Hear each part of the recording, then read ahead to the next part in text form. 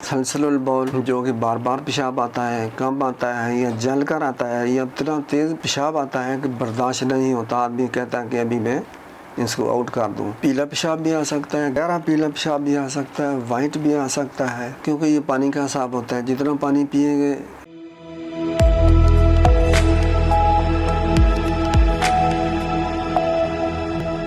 آگے بڑھنے سے پہلے اگر آپ نے میرا چینل سبسکرائب نہیں کیا تو سبسکرائب کریں تاکہ میری آنے والی ویڈیوز آپ تک سب سے پہلے پہنچتی رہیں۔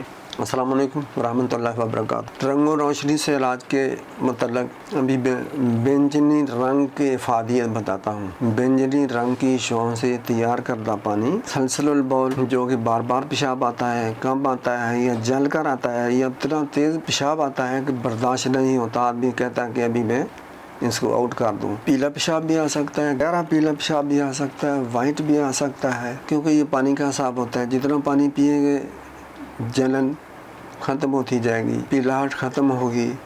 بعض لوگوں کو بہت ہی گہرے سرخ رنگ کا پیشاب آتا ہے اور یہ برداشت نہیں ہوتا، جب حاجت ہوتی ہے تو آدمی بھاگ جاتا ہے کہ آؤٹ کرے۔ یہ گردوں کی خرابی کی وجہ سے ہوتا ہے۔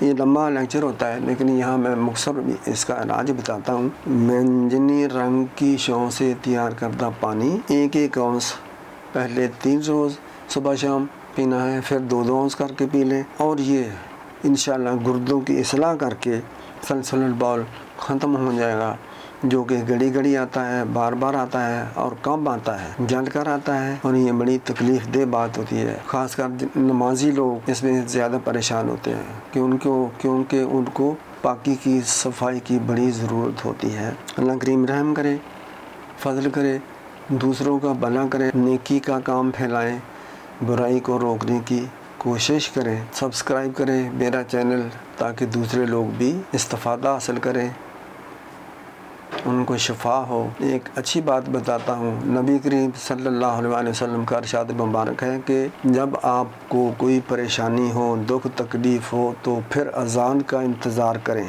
جب اذان ہو اسی طرح اذان پڑھیں، اس کے بعد ایک جو دعا ہے اذان کی وہ پڑھیں، پھر درود شریف پڑھیں اور دعا مانگیں، تو وہ نبی کریم صلی اللہ علیہ وسلم فرماتے ہیں کہ اس کی وہ پریشانی دور ہوگی۔ السلام علیکم ورحمۃ اللہ وبرکاتہ۔